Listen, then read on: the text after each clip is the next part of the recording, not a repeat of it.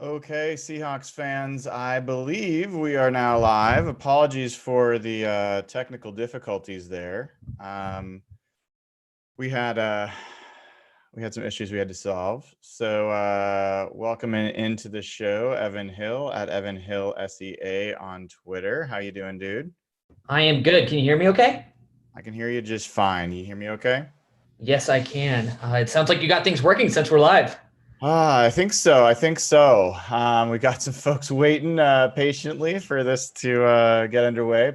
Appreciate everyone's patience. Hopefully, that will not happen again. Wow, Evan, the Seahawks never make it easy. Uh, that was an interesting game. There's a few different ways to react to it. I'm interested, just off the cuff. What was your reaction to the Seahawks going 9-2? How do you feel about that game? Yeah, so I think first of all, this was an exceptionally big, dumb football game. Quarters 1 through 3, it felt like the Seahawks, or even quarters 1 through 4, it felt like the Seahawks were completely dominating on like an emotional and psychological level. But it was still a one-score game of 10-3, so it was still in reality pretty close. But entering today, the number one thing I was hoping to see was a dominant defensive performance, and that is exactly what we saw. And we saw it with Clowney out, Jaron Reed questionable, didn't play for 2.5, 3.5 quarters. I don't remember when he exited the game. Poona Ford left the game. Shaquem Griffin balled today. Ziggy Ansah balled today. Rasheem Green balled today. I'm hyped. This is the most optimistic I have been on the Seahawks in years, and especially this season. And the reason is this team is making legitimate, sustainable improvements for a deep playoff run. My concern when the Seahawks were 7-2, Brian, and honestly, people were really upset with me for being pessimistic about that team, was their defense. Like, there was Russell Wilson, who was a god, and then everything else sucked. And it was literally Russell Wilson dragging dead bodies past the finish line. That didn't happen today. Today was a dominant defensive performance. It was a complete showing. Of course, I think the Eagles, were decimated and stuff like that, but that does not diminish what they did today, especially when it comes to the pass rush. The Eagles have a strong offensive line. I'm stoked. 9-2 feels really good. People were kind of picking on Russell Wilson today. I thought he really only had one critical error, the Jacob Hollister mishap. You can blame the interception if you want on him. It was 3rd and 25. There was even a question of DPI on that. It was kind of like punting anyway, so I'm not really worried about that. I thought the main issue today was DK Metcalf and Chris Carson, if we're going to be negative, but I don't really want to focus too much on them, just because I think overall I'm like super optimistic about this team. And I think, like I said, this is the key. They are making legitimate, sustainable improvements, that set them up for a deep playoff run and potentially a Super Bowl run. Does that answer the question? It does, dude. It does. I mean, it's so frustrating because end of the day, if you told me the Seahawks were going to win this game by 2 scores, they're going to win the game by 2 touchdowns, which with a late touchdown by the Eagles, they didn't really, but that's pretty garbage. But if they were going to basically hold the Eagles off, I'd be pretty satisfied with that. And that's, I wanted the Seahawks going on the road. This Eagles defense does not get the credit it should. It's a really good defense, and they showed up today. The Seahawks were without Clowney. Tyler Lockett clearly was not himself. He did not look like he was really able to play that way. Josh Gordon still, doesn't quite know what he's doing on the field yet. There wasn't a lot of great chemistry there. And then you had injuries on defense and people going away, including Jaron Reed in this game. So all those things, you'd say, all right, you'll take it. You'd be happy to do that. And I obviously will. I mean, I'm thrilled the Seahawks are 9-2. They're 6-0 on the road, dude. They're undefeated. It's incredible. On the road. It's crazy. And they just haven't been all easy road games. I mean, they just went to San Francisco on Monday Night Football and then to Philadelphia for a 10 a.m. game in back-to-back games and won both of them. So I think that's really, really encouraging. But man, I think the thing that almost broke me was when it's fine. Like Penny has his run. They stop. I think they forced another fumble or interception, whatever it was. We'll talk about all that stuff. And then Carson fumbles, and I'm like, oh. And I'm like, oh God, at least that didn't happen. And then Russell and Carson fumbled again. I mean, I think it's on Carson. I assume it's on Carson, but that just was like, God dang it, dude! Like just slide into home and take the victory, dude. It was that was hard to watch, but that aside, holy crap, this defense, they held the Eagles to 3 points pretty much that game. And the only time they scored 3 points is when Michael Dixon had like a 27-yard punt. I mean, Definitely. that was big. And there was big, like you talked about a lot of guys on defense. Let's go through them one by one. First of all, player of the game on offense for you is who? It's Rashad Penny, I think. Hell yeah, it's Rashad Penny. Yeah, this was a 7-point game until he busted off a 58-yard touchdown run. Rashad Penny goes 14 carries for 129 yards, averages 9 yards a carry, and a touchdown. And we need to stop right here for a second. Brian, is Rashad Penny the starting running back moving forward? Well, that could be interpreted two ways. Do I think he should be, or do I think he will be? No. Do you think he should be? You're the coach of the Seattle Seahawks. Who's your starting running back moving forward? I don't start him, but I am splitting reps equally. What's equally 50-50, even 50-50. After Carson's two straight fumbles, 8 fumbles on the year. 50-50. And I wouldn't be opposed to him getting, the starter snaps, but I would just ride the hot hand. And today Penny was clearly the hot hand. I don't really, I guess the concern how do I phrase this? I don't really disagree with that, but the ball security issue with Carson is so concerning and a consistent issue throughout this year that I don't know if you can roll with that. I don't know if you can roll with the hot hand because I just don't trust Carson. He might be a better runner. He might be. You can make a good argument he is, but I trust Penny with the football way more than I do Chris Carson. Do you disagree? Not way more. I mean, he had a fumble last game, and sure, but I just don't think I can't say yet. He hasn't had the ball enough to know, but Carson at this point, I mean, geez, I don't know how you can do anything but feel like the guy has a problem that he cannot figure out how to solve. He didn't even get hit today when he fumbled, the first time. So it's a big deal. It's a big deal. Let's talk about, let's flip sides for a second. MVP on the defensive side of the ball. Who do you think played the best game on defense today? Ooh. I'm going to give you some candidates. Yeah, no, I'm thinking through like 4 or 5. That's the issue. I feel like, how about you? You start us off. I mean, can I give a 4-way tie? I kind of want to go with Trey Flowers, which is an odd pick because I think the defensive line really was the story of the game. But Trey Flowers had 2 great pass breakups. He had the interception. He ended up with 7 tackles. He had 3 passes defensed. I thought this was his best game as a pro. Rasheem Green had a game too, though. Yep. He had a forced fumble. Did he have 1.5 sacks, I think? Rasheem Green? Yeah. Green had 1 sack. 1 sack, okay, in a forced fumble.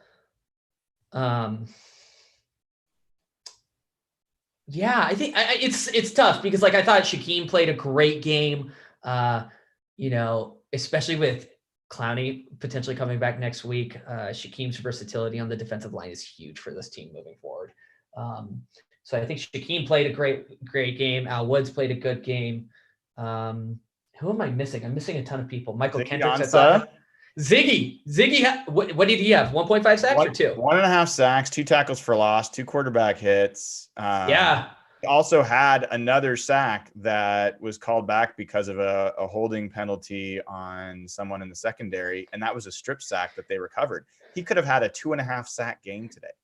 totally. And I think one player that's sort of flying under the radar, kind of, is Diggs. I really do. I think Diggs has been, he's had 1 interception in the past 2 games, but he has been making play after play. He's like a fucking bullet. Like I don't want to compare him to like Earl Thomas, but it's almost like that speed where it's just like he's a laser and he's going to make that tackle. He's not going to miss it and he's going to make a play. And I think he's definitive to the ball. He had the strip late in the game on Goddard or Dallas Goddard, whatever his name is, and the recovery. So, I mean, he's had 2 games starting, 2 forced turnovers. I mean, that's playmaking. That's what you're looking for, right? I mean, Tedrick had 2 interceptions all year, and Diggs looks like 3, 4, 5 times the player that Tedrick was in that role. Huge. Yeah, I think the MVP question on the defense is hard to choose just because I feel like there's so many players stepping up to the plate, stepping up and I feel like you got to go between. It's got to be between Flowers, Ziggy Ansah, and Shaquem Griffin. Are the guys that I mean, Shaquem Griffin didn't end up having that many numbers. He had 2 quarterback hits. He did have the he forced that fumble on that that play that and ended up being part of the return before it got called back. I thought he got pressure all day. I cannot wait to see the pressure numbers. He almost had a safety in this game. I was going to say if we had access to the pressure numbers, I know they're not out yet. I feel like Rasheem Green would take the defensive MVP because I felt like he may have only had 1 sack today, but it sure felt like he was disruptive all day long. Yeah, I think one of the things that's interesting here is which defenders played below expectations. Did anybody? Bobby had a really bad missed tackle. He did have one in the backfield. That was disappointing.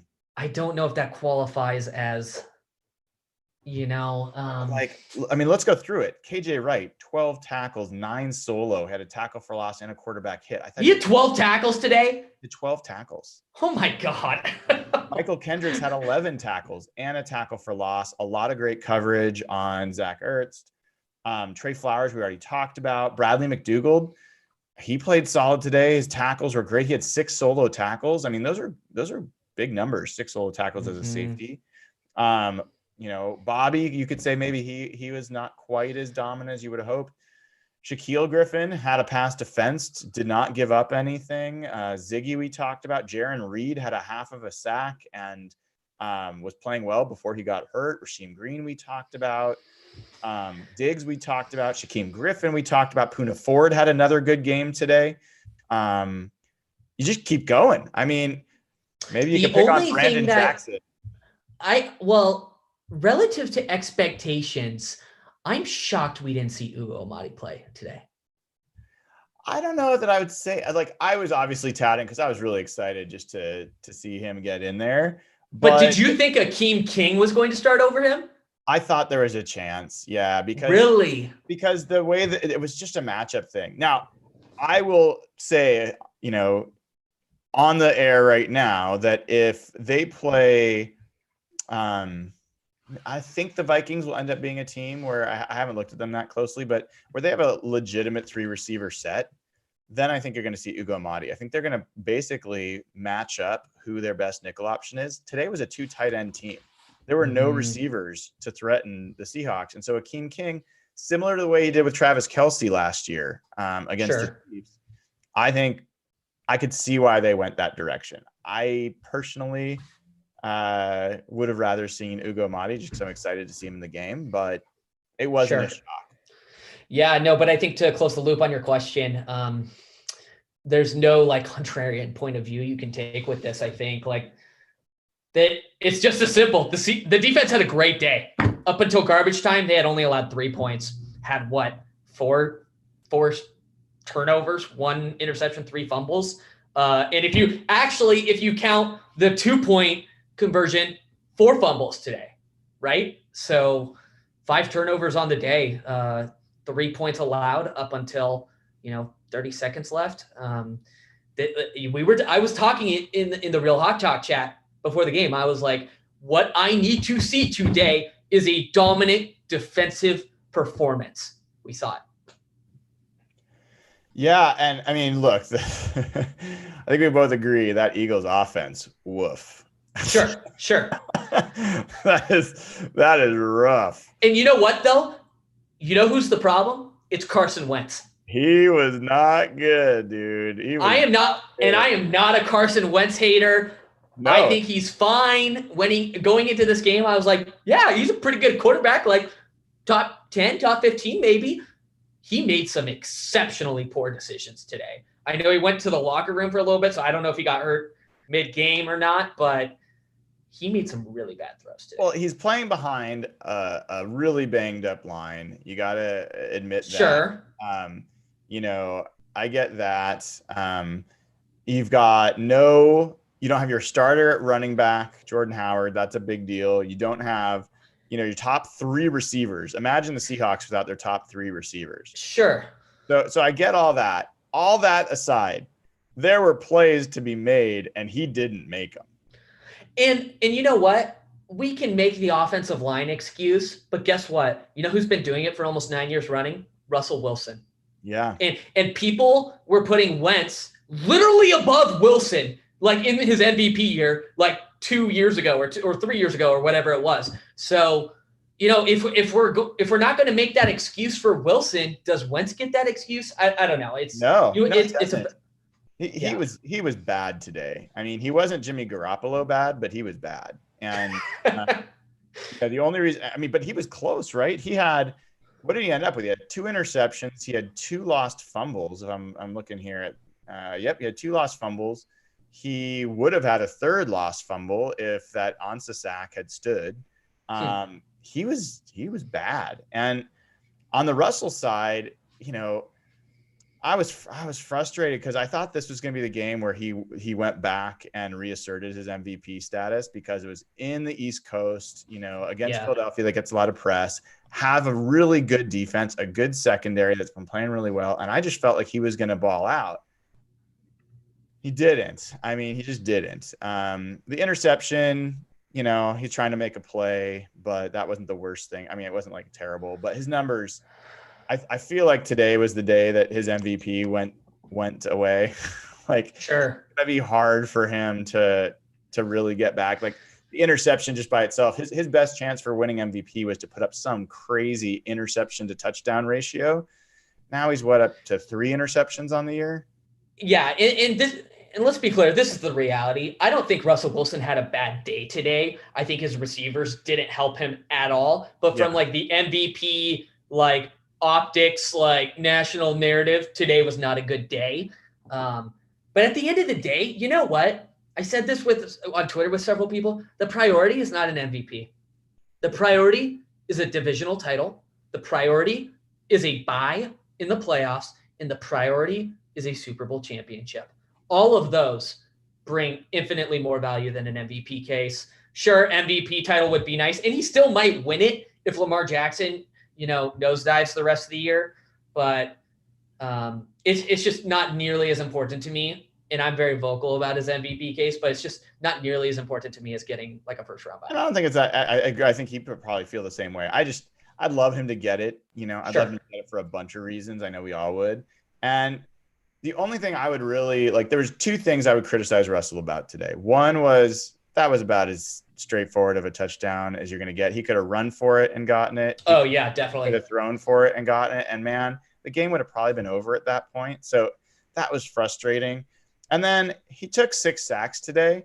Yeah. A decent chunk of those, definitely protection. And some of it I attribute to Brian Schottenheimer and some of the game plan that they came in with today. There was a lot of deep drops, a lot of like long developing passes, and Russ did not get rid of the ball. Like there were just chances for him to throw it away, not take a loss. And it was like old Russell. Like this year, that's been one of the things he's been so great at is he's just really minimized the lost yardage. And today I don't think he was at his best in that regard. No, I agree, and I would actually probably be more critical than you. I think probably 3 or 4 of those sacks just pure eye test. I haven't watched the game. Obviously, I haven't rewatched the game, but I felt like 3 or 4 of those sacks were on him. Yeah, I think that might be true, and I'd have to go back and look. But you're right. I mean, I would not at all hang the offensive performance on Russ. DK Metcalf, there's some plays you got to make, dude. He had 3 catches. And you know what? Even that third drop where he extended, I know Russell put an inch or 2 on it, but he's a big boy. I thought he didn't. I don't think he ran all the way through that route. I think he slowed down and then picked back up his speed. If he had run consistently, I don't think that would have been as hard as a catch. Interesting.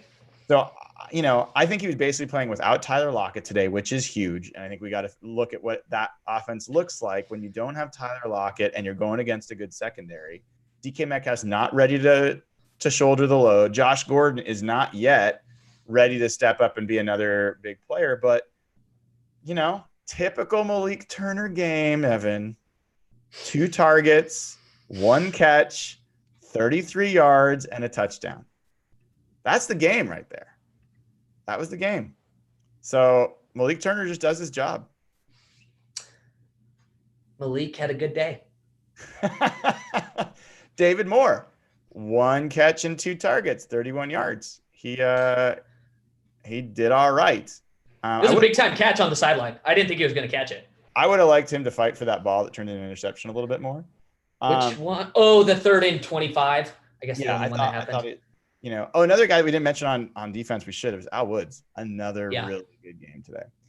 All right, what else? Anything else that we want to hit on? I mean, let's just talk about what this means for the Seahawks looking forward. So they're 9-2 right now. We're scoreboard watching with the 49ers.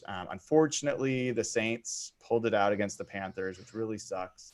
I did see it looks like Jarran Reed's got an ankle injury, according to Pete Carroll. We don't know how bad that is. But if we look at the Seahawks schedule the rest of the way, we've got home next Monday night for the Vikings. Then we go at the Rams on Sunday Night Football, assuming that stays at Sunday night. And then we go at the Panthers. Those 3 games, how you feel about those after today? My biggest concern going forward, and I might get hate for this, but I've been fairly consistent in this. My biggest fear is at LA. I know the Rams haven't looked great this year. They're not a great team this year, but I have concerns about that game. I really do. I don't even know how to state those concerns. I don't even know if they're rational or logical, but I'm really worried about that game. I think we can beat the Niners at home. I think we can beat the Cardinals at home. I think we can beat the Vikings at home. Who am I missing? Vikings, Cardinals, Niners, Rams. There's one more game. 49ers. So it's 49ers, Cardinals, Vikings, Rams, and Vikings. That's 4 games. We have one more game, don't we? No, well, they've got the Vikings, Cardinals, and 49ers are their home games, and they're at the Rams and at the Panthers. Oh, at Panthers. Okay. I didn't even know that was a game on their schedule. I only look like 3 to 4 games out. That's wild. And this might affect your feelings. Greg Bell's reporting that Jarran Reed was in a walking boot leaving the Seahawks. Oh, God. Could be a high ankle sprain. You know what? My priority is Poona Ford. It really is. Well, he went down injured as well, and I know did come back and play, so that's promising. Oh, did he come back into the game? He did. Okay, I didn't catch that. That's good. Man, I hope Jared is okay, but I really think Rasheem Green, like Al Woods, Shaquem Griffin. Those guys balled out today. It wasn't just Jarran Reed. I don't even think Jarran Reed had that big of a day, did he? He played pretty well. I mean, he had a half a sack. He did have a tackle for loss that they're not giving him credit for. So I don't know why. I know for a fact he had a tackle for loss on a running play, but in any event, I thought he played well. I think, anyway, it doesn't matter, but I know he had that. So look, I think the Seahawks 9-2, the same situation we've been talking about, that they can only afford to maybe lose one game the rest of the year if they want to win the division. I think that's it. And they've got to win the game against the 49ers, most likely. And this game against the Vikings, I feel good about that game. That's probably, other than the 49ers, that's their toughest opponent the rest of the way. The Vikings are very good. If they have Clowney, I feel pretty good about that. But yeah. Actually, one thing to note on Clowney, just while you bring up his name, is I don't know if you saw this morning, but Jay Glazer said he got several injections into his hip/groin area. I'm not a medical guy. I know nothing about sports hernia surgeries or anything like that, but several people were speculating that potentially means it's not a sports hernia injury. I don't know, but I think that detail was glossed over this morning, and it's important. What I heard someone say, based on the doctor, that there was concern that guy specializes in that. So someone saying he does. Well, it's the type of procedure. Like, why would you get injection? Like, what injections did you get into the hip? Are injections normal for a sports hernia injury? Oh, I see. There was a report that there was an injection. I missed that. Yeah, Jake Glazer actually didn't tweet it. He said it live on TV. So assuming he was accurate, that's the report. So. Okay. Yeah. I think it's good. I mean, we didn't talk about that. I mean, winning this game without Jadeveon Clowney, I think, is good. I was a little worried he was going to play in this game, and then you're going to lose him for a lot longer. So let's hope that Jarran Reed comes back. That's a big deal. I mean, I don't think we've really given it enough emphasis, but if Shaquem Griffin and Ziggy Ansah and Rasheem Green a little bit, for me, Rasheem Green he had some good plays. I didn't see him making a lot of great pass rush pressure, so I'm going to hold back there. But Shaquem Griffin and Ziggy Ansah made real plays in the pass rush, legit plays. And then you add Clowney back to that. That's a big freaking deal, dude. And then you got the secondary, who now Trey Flowers has had a good game. You've got Shaquille Griffin, who's been playing well, and you got Diggs and McDougald, and you don't have Jamar Taylor in there doing dumb things. Like, this defense could be good. Yeah. Do you mind if we jump to tonight's 49ers Packers game? Actually, I want to talk about this with you, just because I see a lot of people in the chat talking about this right now. There's like a big debate going on in Seahawks Twitter right now. It's the 49ers have a tough remaining schedule, including tonight. They have, I believe, the Rams one more time, Cardinals one more time, the Ravens and Packers, and a couple other games. A lot of Seahawks fans are rooting for the Packers to beat the Niners tonight. And their argument is the Packers have a cakewalk rest of the schedule. And if we want a first round bye, a top 2 seed, then we need the Packers to lose another game. Now, they're not wrong that we need the Packers to lose another game. But to me, and I'll just start off with my opinion, I think that's jumping 2 steps instead of looking like what's the priority? The priority is winning the NFC West. And it's going to be a close race. Yes, the 49ers have a difficult schedule, but any given Sunday, you have no idea what could happen for the next 3 weeks. Seahawks could lose the next 3 weeks. You have no idea. The NFL's freaking crazy sometimes. So my priority is winning the division. How do we win the division? The Seahawks win more games than the Niners the rest of the year. And I sure as hell am rooting against the Niners every single Sunday. It's not up for discussion for me. I will never root for the Niners or really the Packers. There are things that happen. Like, there's the logic. I agree with you. And the fact that people don't know, if the Seahawks win out, they already have the tiebreak with the Packers and with the 49ers. So, things change because if basically the reason the Seahawks have the tiebreak now over the Packers, even though they have the same record, is because of conference record.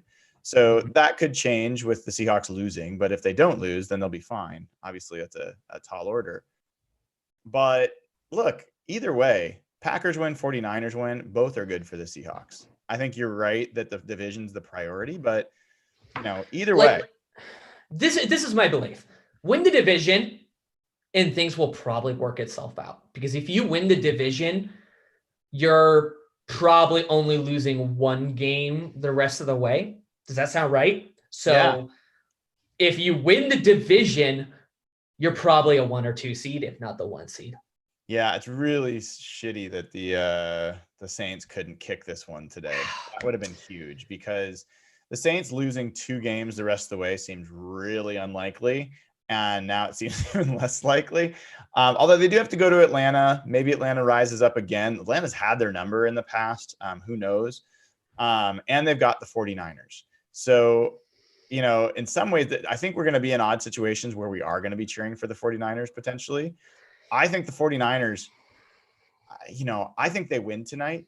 But I have a feeling that they've got a couple of losses in them. I am confident they've got at least one more loss besides the final game to the Seahawks. So yeah, it's going to be a fascinating finish. And man, I want to ask you a crazy thought for a second. Yeah, please do. Would you be shocked if the 49ers lose out, don't win a game the rest of the year? I would be shocked. Absolutely. Would you really? Would you really? Considering the Cardinals almost beat them and how horrific they've looked? Like, Jimmy G is not a good quarterback. Are you really? I would be shocked. Really? I mean, but their schedule is difficult. Like, it is not a cakewalk schedule. It's probably one of the most difficult schedules in the NFL. Oh, it is the most difficult schedule in the NFL. That's for sure. I mean, Ravens, I think they lose to the Ravens. That's Baltimore. This is it. Let me be clear, Brian. I'm not saying I think they're going to lose out. I just think they have some really difficult opponents coming up, and I wouldn't be surprised if they lost more than they won. Yeah, that's what I'm saying. I feel like the 49ers have a couple of losses in them, probably. That I feel comfortable about, guessing. Sure. I want to say, though, Evan, we should pull it back to our predictions for a second. Do you want to know where we all had them at this point in the year? What the Seahawks were at this time of the year? You remember? Go down one by one if you have the Excel spreadsheet up. I do. So I had them losing this game, by the way, to fall to 8-3. So I actually had them at 8-2. I was right up until this game. Not necessarily which losses, but I had them at the right record. So I had them going to 8-3 in this game. Nathan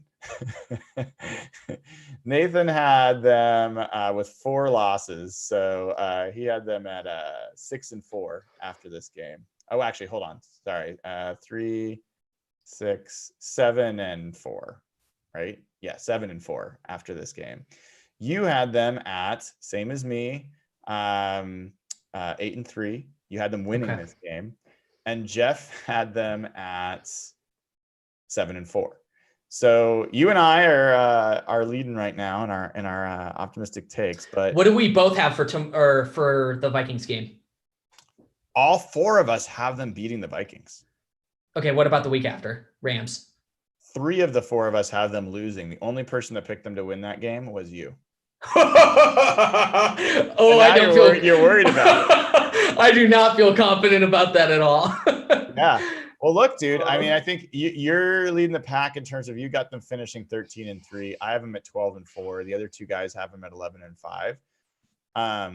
I don't see this team winning just 2 games the rest of the year. I don't see it. So I think you're talking about most likely at least a 12-win team and 13 wins, which is the most this team has ever won. Like the most any team in franchise history has ever won is 13 games. It's not crazy. In fact, I think that it's reasonable to kind of expect that. So amazing that we're in this situation. I think we've got a big Monday night game coming up next week, and we'll have our show this Wednesday. Anything else you want to add before we sign off for the afternoon? No, I just think I want to emphasize one thing. The reason I'm so optimistic about this team is because we have seen legitimate, sustainable improvements. And this is the reality. Russ is going to have off days. He is not perfect. You know, he will throw interceptions sometimes. He will make bad decisions sometimes. I think you can expect him to bring his A game in the playoffs. But the reality is, if you want to make a deep playoff run, if you want to make, a deep shot at the Super Bowl and potentially a Super Bowl championship, you got to be clicking on most cylinders. And this defense is turning it around at the right time. And I think fans can be really, really, not even cautiously. They should be optimistic on that. It's exciting. Yeah, I think that's well said. And one thing we didn't talk about, I think it's kind of crazy. I joked about it on Twitter, but you could argue they were talking about on the broadcast. By the way, the broadcast crew was trash. Oh my God, they were bad. I felt like I was in a freaking Eagles bar in Philly. It was just so aggravating. I mean, Shaquem Griffin, this guy is like this crazy story, and everyone's trying to turn him into like a mascot. Like, just because you have a disability, he doesn't want to like be known as the disabled guy that just made the team. He wants to be a freaking NFL player, and he was showing out in this game. And he would literally he almost made a safety in the end zone, and not a single mention. This is a big deal. No one has ever played the game with one hand, and here's a guy actually making plays, and they're just silent. It was so aggravating. But setting aside the penalty situation, which is also just aggravating and atrocious. Weird thing in this game, dude. The Seahawks were passing the ball like 2-1 over running. Yeah. And then what ended up like salting the game away is when they started giving the ball to Rashad Penny. It is hilarious. And I am not at all saying that to flex on the only pass all the time folks, because I've wanted them to pass more, but sure. I just pointed out that like this idea that there's only one way to win and you always have to pass, and that's the only way to do it. And if you do anything but pass, you're an idiot. I think this was evidence that that's just like too simplistic. Like, there are multiple ways you have to be able to win a game. I would go further and say, I think it highlights the difference between Rashad Penny and Chris Carson. I really do. Like, Carson is not going to break an 80, 60-yard run. He's not as fast as Penny, as explosive as Penny. Like, I don't think it's a hot take to say Rashad Penny has bigger, like, big play potential. Oh, that's not a hot take, right? True. I think that's very true. Like with Carson as your lead back before this week, I don't think there's huge play potential every single time Chris Carson touches the ball. I really don't. Maybe huge negative play potential with a fumble, but not with Rashad Penny. So I'm excited. Yeah. And last thing I'll say is just, look, the things that were plaguing this team all year, missed tackles. Bingo. Weak coverage, like bingo. Bad zone, lack of pass rush. Those things have gone away. They have been completely absent the past 2 games. That is crazy and really good to see. And to your point, like, okay, so now the offense, though, does have to pick it back up. The offense has not looked great the last 2 weeks. I thought today realistically, I thought if they had played better, they could have put up 25, 27 points in this game. Ended up with 17. They left at least 11 points on the field with Russell's missed play and DK dropping that pass. So actually, let's stop on the offense real quick. How would you rate the offensive's performance if DK Metcalf catches that touchdown, Russell Wilson still makes that misread with Hollister or whatever, then the Seahawks score 24 points today? Is that a good, like, how do you rate that? Is that a good day for the offense? It would have been okay. It would have been like C plus, because I mean, I really do respect the Eagles defense. I wanted to see the Seahawks put up 25 plus on this defense. 24 would have been like fine. Sure. Now, if Russ had made that play and DK had made that play, and you're talking about a 28-3, 28-9 kind of game, which is what this game should have been, then it's like that's a B plus. It still wouldn't have been an A because I don't think they looked great today. But there were a lot of penalties. Those two plays would have made it like a solid outing. They looked a little undisciplined on the penalty front. I know. We got to talk about that for a second. There was a lot of like easily fixable, just don't fuck up like that, guys. Like Russell, don't change the play with 3 seconds left on the clock. Like they just looked a little undisciplined. False starts. They are not good enough to be 1st and 20. They're not good enough. And and as much as I'm excited the defense is playing better, I don't think the defense is like top 5 in the NFL good. Let's be honest. I think the way they played, they could be a top 10 defense the rest of the way. That's about the level I see. Maybe they peak and they have some games where they're really, really, top 5 level. But when you have that defense turn the ball over at the opponent's 30-yard line and you get 0 points because you get a false start and then a delay of game and a sack, and you end up having to that is one thing I'll say, dude. It can't happen. No, the penalties are a real issue, and Tyler Lockett's absence doesn't fix the penalty issue. But I will say, I don't think you'll see like a frustrating offensive performance from the receivers again, like you saw today. Tyler Lockett was not clearly healthy. I think he will be fully ready to go next week. DK Metcalf will be back to that number 2 spot. He won't be the number 1 receiver on the football field. I really don't expect many of the same frustrations on the offensive side to carry on past this week. Yeah. I hope you're right, dude. So I want to thank everybody for tuning in. That'll do it for our post-game show today. Seahawks win it 17-9, climb to 9-2 on the season. In great position in the driver's seat, control their own destiny to win not only the division, but the 2nd seed in the playoffs. They need a little bit of help to get the number 1 overall seed. But these are real words, folks. These aren't crazy, like optimistic homer talk. This is where this Seahawks team is. They've got a guy who's been up to MVP caliber, taken a couple weeks off of that pace. But, I think that we're going to see Russell accelerate back. We've got a coach who's historically has had his team play the best in November and December. And that's the time of the season we're in. So defense coming on strong, special teams for the most part did their job today. And now I just ask folks, if you haven't already, hit the subscribe button. We will hopefully get more Cable Thanos videos out to you. Hopefully we'll get a pod coming up this Wednesday night. With the Evan and Nathan and Jeff back on. And then if you haven't already, sign up at patreon.com/hawkblogger.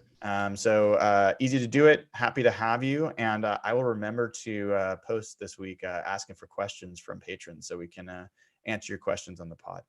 Evan, thank you as always for joining us. Have a good weekend, dude. You too. Go Hawks. All right, go Hawks.